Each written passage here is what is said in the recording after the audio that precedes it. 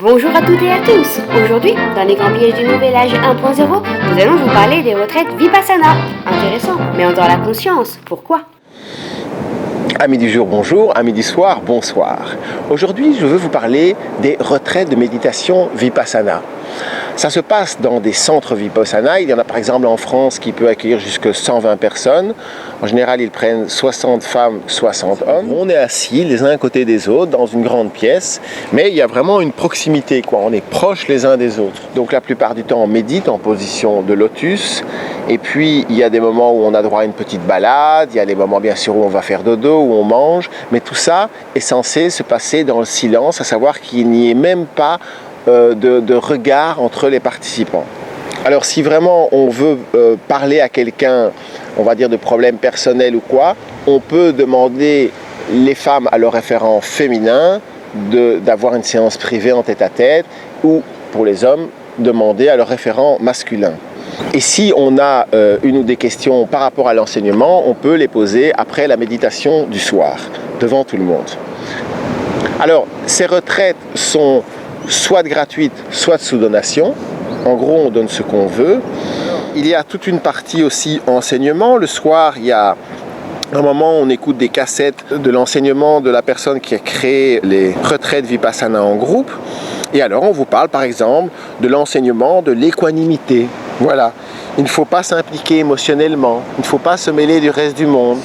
À la base, la méditation Vipassana, ça peut se faire tout seul. La technique Vipassana de méditation, ça existe sans les groupes de méditation Vipassana, ça existe depuis des millénaires. C'est une technique de méditation qui est tout à fait reconnue, qui va faire baisser le stress, qui va faire beaucoup mieux marcher tout notre mental. Mais là, c'est intéressant effectivement de comprendre que les retraites Vipassana, en fait, ont été créées au Xe siècle alors que le bouddhisme était en pleine crise pour être un outil de conversion des masses. Alors c'est sûr que certaines personnes qui ont été chez Vipassana vont dire mais c'est pas du tout un outil de conversion des masses. Pourtant, regardez dans Wikipédia, non, ça a bien été créé dans ce but. Pourquoi? Parce que quand tu baignes 10 jours effectivement dans, on va dire, l'aura de cet enseignement, dont les bases sont quand même le bouddhisme, eh bien petit à petit justement, on s'imprègne.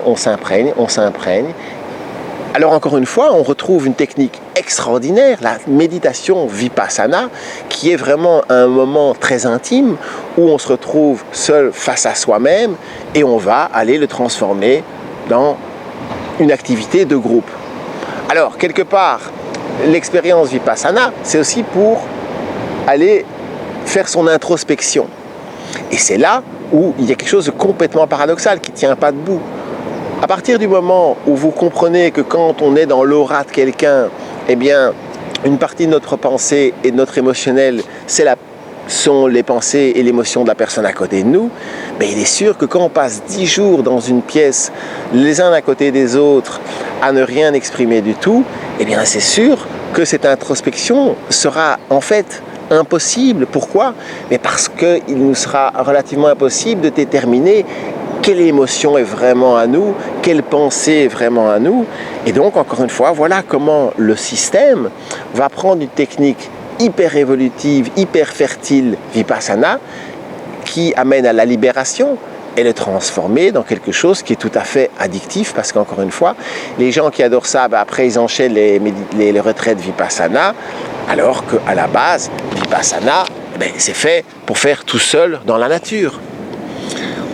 Il y a un enseignant indien que j'aime beaucoup, je ne dis pas que je suis d'accord avec tout, mais je l'aime énormément, c'est Osho.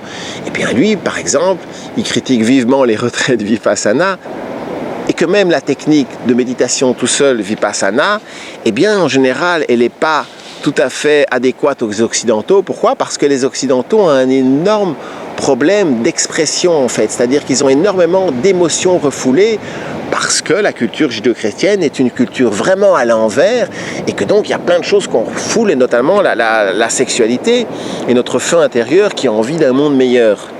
Et donc Osho, il a intégré cette méditation Vipassana on va dire, dans ce qu'il appelle la méditation dynamique, qui est composée de 4 phases, et où il y a vraiment des phases, justement, on se lâche, on hurle, on crie, on crie comme des animaux, comme des singes, comme des lions, on danse dans tous les sens, et puis alors après, waouh! Alors là, on s'assied en lotus, Vipassana, et là vraiment, waouh, on peut laisser toute cette énergie couler. Si vous faites la méditation Vipassana en force, comme le font beaucoup de gens, eh bien, ça va renforcer nos structures. Et Osho, il considère qu'effectivement, si vous ne faites pas un travail pour relâcher toute cette énergie bloquée, eh bien, pour finir, le fait de rester sans bouger comme ça pendant des jours, ça va faire le contraire de la liberté, ça va renforcer nos structures, la force de nos structures. Ça va nous pousser vers la dépersonnalisation. Pourquoi? Parce qu'on s'associe au groupe et on ne sait pas trop bien ce qui nous appartient. Ça amène, pour moi, au dénigrement de la personnalité. Ne pas vouloir explorer ces zones d'ombre, sa colère, c'est le meilleur moyen pour que ces zones d'ombre et sa colère prennent le dessus.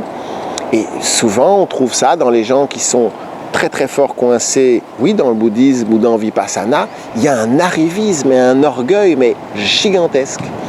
L'orgueil de dire « Oh, moi, j'ai pas d'orgueil ». C'est très très très drôle. Parce que, effectivement, dans le bouddhisme, quelque part, on considère que toute cette partie de nous, c'est pas nous. C'est l'ego ou quoi, c'est notre vision de nous-mêmes, et que la meilleure manière de s'en libérer, c'est de la nier complètement. Et ça ne fonctionne pas. Ça ne fonctionne pas. En résumé, la méditation Vipassana, c'est un des outils les plus fantastiques, mais le fait de faire des méditations Vipassana en groupe, c'est, j'ai envie de dire, c'est pratiquement hérétique si j'étais chrétien. Je dirais que c'est haram si j'étais musulman. C'est nier justement les bases du bouddhisme, qui est la dimension énergétique. Et donc c'est là où tout ça est très paradoxal. Et on comprend que dans toutes les religions, il y a la vraie religion, la vraie démarche, et puis il y a toute la partie qui a été récupérée par l'énergie de l'ombre. Et bien sûr, oui, nier ses souffrances, nier ses tristesses, c'est vraiment nier tout ce qui nous rend humains. Parce que il faut être vraiment inhumain pour ne pas avoir de tristesse ou de colère par rapport à tout ce qui se passe dans le monde. Alors, la plupart du temps, on médite en position de lotus et en gros, on est assis les uns à côté des autres dans une grande pièce, mais il y a vraiment une proximité, quoi. On est proches les uns des autres. Et c'est cette proximité que je critique énormément. Encore une fois, si vous le faites, par exemple, dans le cadre d'une thérapie de groupe, où il y a des moments où chacun vient exprimer au reste du groupe ce qu'il a traversé, eh bien là, effectivement, on peut commencer à comprendre. Par exemple, quelqu'un qui a traversé beaucoup de colère, « Oh, j'étais assis à côté de toi, j'ai eu beaucoup de colère. Ok, c'est normal, c'est logique en fait, c'est toi qui m'as donné ça. » C'est la même chose que je critique avec les retraites chamaniques en groupe, ayahuasca. Si on le fait avec un groupe qui, par exemple, qui vit ensemble, qui veut être uni, qui veut apprendre à se connaître, et si on y met beaucoup de communication et de partage pour que les personnes puissent partager ce qu'ils découvrent, leurs souffrances, leurs tristesses, leurs désirs, eh bien là, effectivement, ça a un sens. Mais le faire avec des inconnus, c'est du suicide de notre individualité. Et c'est fait pour ça. C'est fait pour effacer l'individualité. Mais l'individualité, elle ne s'efface jamais. Elle reste tout au fond. Et justement, c'est ça la clé. On est tous des êtres uniques. Et chacun d'entre nous, sans exception, a un cadeau unique à apporter à la création, à l'humanité. Mais pour ça, il faut oser aller à contre-courant dans ce monde où tout est divertissement. Mais pour moi, le plus gros problème des retraites Vipassana en groupe, c'est que, justement, la méthode Vipassana, comme l'explique très bien Siddhartha, le mieux, c'est de le faire dans la nature. Pourquoi? Parce que c'est dans la nature que les lieux sont le moins chargés émotionnellement. Si vous allez dans un centre Vipassana où toute l'année, vous avez des gens qui s'assiedent au même lieu et qui refoulent leur émotionnel, j'espère que vous le savez maintenant, sinon regardez notre vidéo sur l'astral. Le problème, quand on refoule son émotionnel, c'est qu'il va transpirer de nous, il va irradier de nous. Et donc, en fait, Moi, j'ai voulu aller à une retraite Vipassana, je vous le dis franchement, dès que je me suis approché du lieu, et puis je sentais une énergie, mais je suis parti en courant. Et j'ai senti le même genre d'énergie dans les darshan dhamma, et aussi le jour où j'étais en France, dans un temple bouddhiste, où effectivement, c'était le jour où les gens venaient pour prendre refuge dans le Bouddha. C'est cette même énergie de vraiment de négation de la personnalité, de négation de toutes nos souffrances, voire même de nos désirs, et toute cette frustration. Eh bien oui, ça investit le lieu. Moi, je vous déconseille, surtout qu'il y a de plus en plus de gens qui sont habités complètement. Et par définition, les gens habités, ce qu'ils ont besoin, c'est de se rattacher à un groupe pour ne plus trop penser à leurs angoisses existentielles. Mais bon, si vous voulez l'expérimenter, à vous de voir, mais il y a au moins la force de partir en courant parce que 9 personnes sur 10 ne s'en sortent pas. Et ce que j'appelle ne pas s'en sortir, c'est ne retrouvent pas leur fil d'Ariane pour monter, pour continuer d'évoluer et vont entrer dans la stagnation de l'énergie qui descend et dans la facilité. Alors les gens, effectivement, ils vont se dire, mais c'est pas vrai, c'est pas le bouddhisme quand je vais là. Oui, je crois que ce sont les égrégores du bouddhisme. C'est comme si vous allez dans une église chrétienne pour faire une retraite, même si vous n'êtes pas chrétien, catholique, vous serez influencé par cet égrégore, par toutes les formes pensées qui y sont, les valeurs, et tout ça, c'est quelque chose qu'on ne peut pas y échapper. C'est comme quand on va dans un bain, on ne peut pas ne pas en sortir mouillé. Eh bien, le problème, c'est que les gens, ils vont pas régler leur bobo intérieur, ils se mélangent n'importe comment, et puis en fait, ils sont tout doux en apparence, mais dès qu'il y a la moindre petite flammelette où quelqu'un lève le ton, tout de suite, c'est oh, énergie négative et tout, parce que ça réveille toute cette colère et tout ça en eux. Et donc, en fait, ce sont des personnes qui, peut-être, sont en apparence physique et matérielle, calmes et en paix, mais à l'intérieur, ça bouillonne, et pour finir, comme ils ne l'expriment pas, ça transpire, et ça, excusez-moi, mais influence et infecte tout l'inconscient collectif. Et c'est ça, pour moi, un des plus gros problèmes, c'est toutes les émotions refoulées. C'est une des raisons aussi pour lesquelles on en est là sur Terre. Et si vous faites ça, en fait, vous croyez apporter la paix dans le monde? Pas du tout. C'est-à-dire, vous apportez la passivité dans le monde.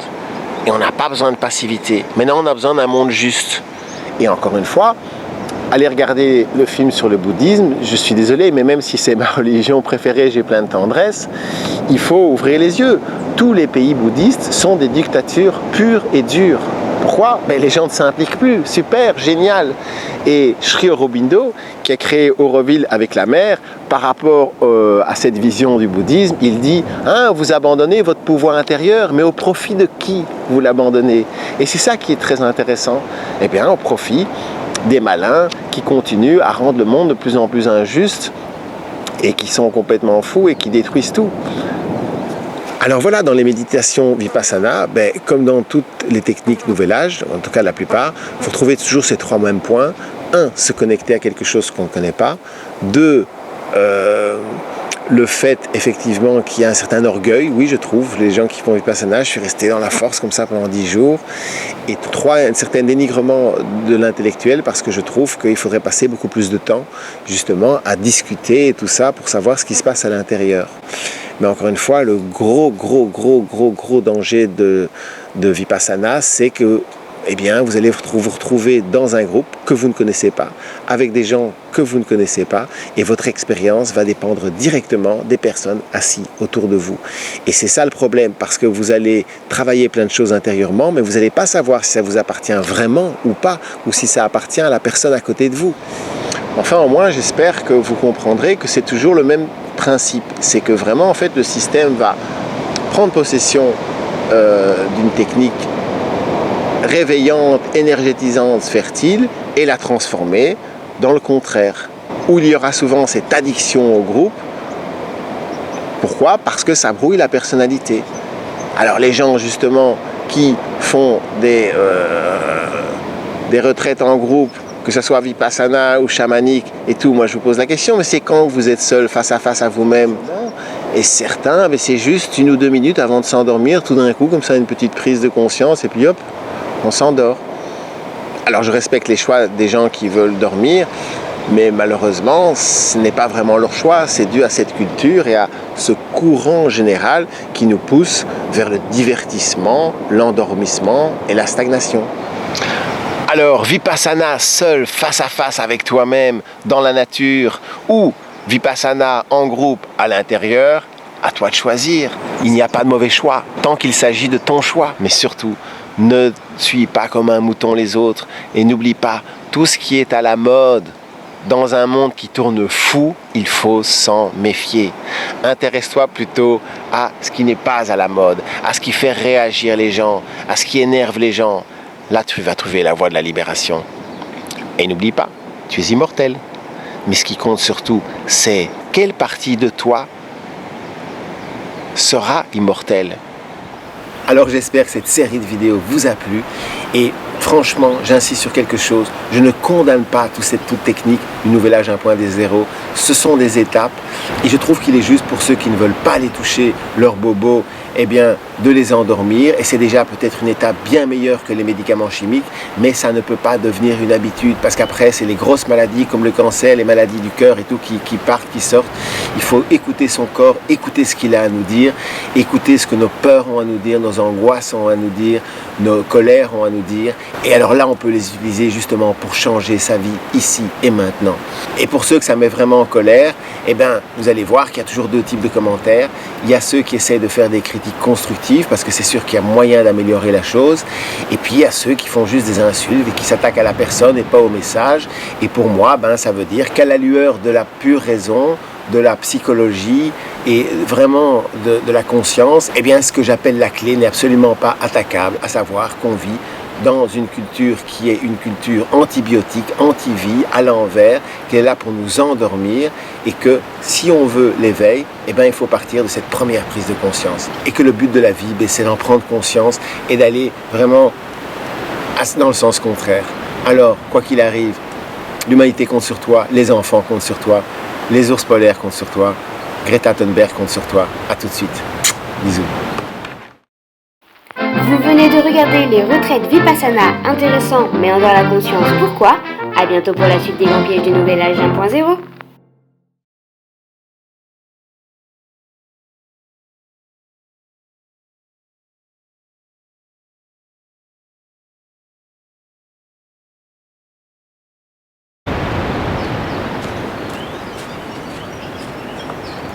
Micro allumé. Le look, ça va?